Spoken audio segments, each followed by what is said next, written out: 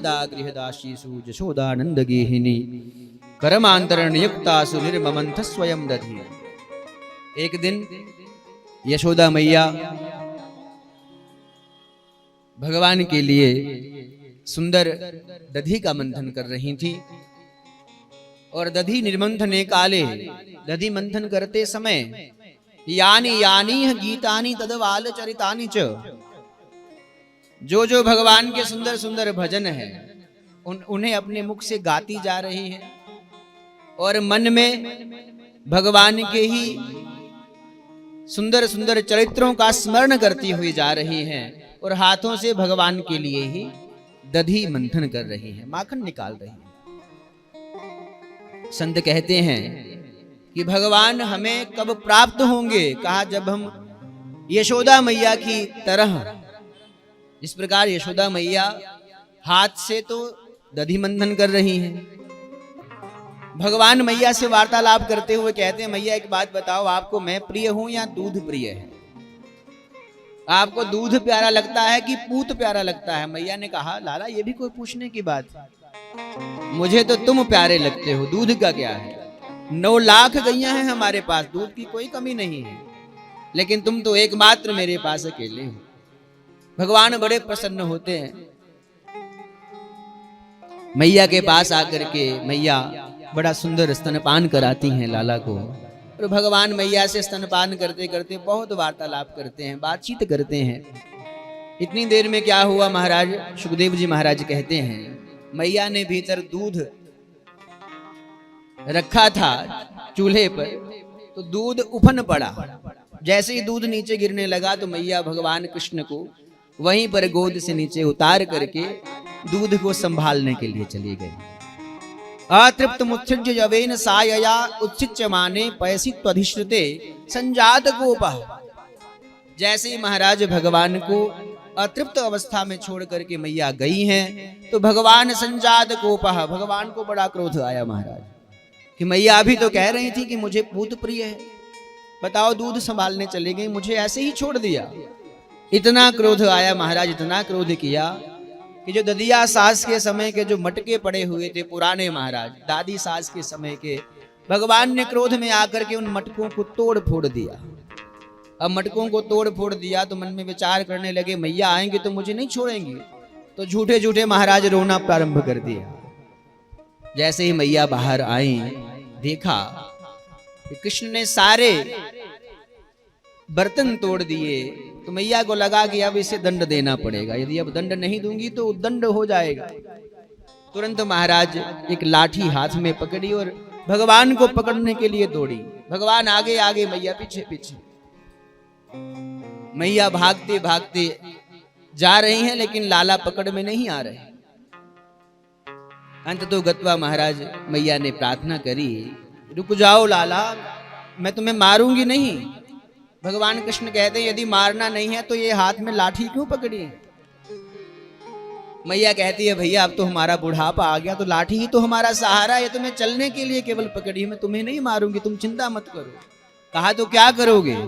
कहा यदि तुम मेरे पास आओगे तो मैं तुम्हारी पूजा करूंगी। तो भगवान पूजा का अभिप्राय नहीं समझे। तो भगवान जैसे मैया के पास गए, मैया ने पकड़ लिया। अब पकड़ करके मैया ने महाराज ऊखल के साथ बांधने का प्रयास मैया करने लगी। जैसे महाराज बांधती हैं तो 2 अंगुल रस्सी कम पड़ जाती है, पुनः दूसरी रस्सी लाती हैं, उसे उसके साथ जोड़ती हैं, फिर बांधने का प्रयास करती हैं, फिर 2 अंगुल रस्सी छोटी पड़ जाती है। इस प्रकार महाराज बहुत समय बीत गया लेकिन वो 2 अंगुल रस्सी पूरी नहीं हो पाई। संत यहाँ कहते हैं महाराज ये 2 अंगुल रस्सी क्या है? कहा महाराज ये 2 अंगुल रस्सी है भक्त जन परिश्रम और भगवत कृपा। भक्त जब भगवान को प्राप्त करने के लिए बहुत परिश्रम करता है और जब भक्त के उस परिश्रम को देख करके भगवान कृपा कर देते हैं तो वह 2 अंगुल की रस्सी पूरी हो जाती है। भगवान ने जब देखा कि मैया बहुत देर से परिश्रम कर रही हैं तो भगवान ने भी कृपा कर दी और भगवान उस ऊखल में बंध गए। और भगवान उखल में बंद करके भगवान दामोदर कहलाए। बोलिए दामोदर भगवान की। उखल में बंधे, मैया भीतर कार्य करने के लिए चली गई। भगवान मन में विचार करते हैं कि अब मैं क्या करूं। तो भगवान ने धीरे धीरे उखल को ही घसीटना प्रारंभ किया। घसीटते घसीटते महाराज घर के आंगन में दो यमलार्जुन के वृक्ष थे, उन वृक्षों के बीच में उस उखल को फंसाया और फंसा करके एक जोर का झटका लगाया महाराज। और वह महाराज इतने प्राचीन जो यमलार्जुन के वृक्ष थे वह टूट करके पृथ्वी पर गिर पड़े। और जैसे ही महाराज पृथ्वी पर गिरे तो दो दिव्य पुरुष उसमें से निकले और भगवान की सुंदर स्तुति गाने लगे। सुखदेव जी महाराज कहते हैं, परीक्षित, ये कुबेर के पुत्र थे नलकूबर और मणिग्रीव। श्री नारद जी महाराज जी ने इन्हें शाप दिया था और उस शाप के कारण ये वृक्ष योनि को प्राप्त हुए थे। आज भगवान ने इन पर कृपा करके इन्हें उस वृक्ष योनि से मुक्त कर दिया। सुखदेव जी महाराज कहते हैं, नलकूबर मणिग्रीव सामने प्रकट होकर के भगवान की सुंदर स्तुति गाने लगे। वाणी गुणानुकथने श्रवणौ कथाया हस्तौ च कर्मसु मनस्तव पादयोर्न। हे भगवान, हमारी यह जो वाणी है ये नित्य निरंतर आपका ही स्मरण करती रहे, आप ही का गायन करती रहे।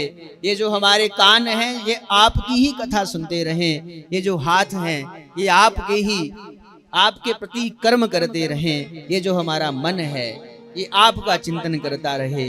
ये जो हमारे पांव हैं ये केवल आप ही के दर्शन के निमित्त उठते रहें। इस प्रकार महाराज बड़ी सुंदर स्तुति यह दोनों कुबेर के पुत्र नलकूबर और मणिग्रीव गाने लगे। अब भगवान इनकी सुंदर सुंदर स्तुति सुन रहे हैं और सुंदर सुंदर स्तुति सुनते सुनते भगवान मंद मंद मुस्कुरा रहे हैं। इत्थम संकीर्तितस्ताभ्याम भगवान गोकुलेश्वरः दामना चोलु खले बद्धा प्रसन्नाः गुह्यकौ। भगवान बड़े प्रसन्न हैं। संत कहते हैं कि भगवान खुश क्यों हैं, प्रसन्न क्यों हैं, भगवान मुस्कुरा क्यों रहे हैं। संत कहते हैं भगवान इसलिए मुस्कुरा रहे हैं कि जब भी कभी कोई भक्त भगवान की स्तुति गाता है तो वह भक्त बंधन में होता है और भगवान मुक्त होते हैं। और आज पहला अवसर है कि जो स्तुति गा रहा है वो मुक्त है और जिसकी स्तुति गाई जा रही है भगवान बंधन में है, उखल में बंधे हुए हैं। तो भगवान बड़े मुस्कुरा रहे हैं कि देखो मैं आज उखल में बंधा हुआ हूं और यह दोनों हमारी इतनी सुंदर स्तुति गा रहे हैं। श्री सुखदेव जी महाराज कहते हैं, नलकूबर मणिग्रीव सुंदर स्तुति गा करके अपने धाम को प्रस्थान किया।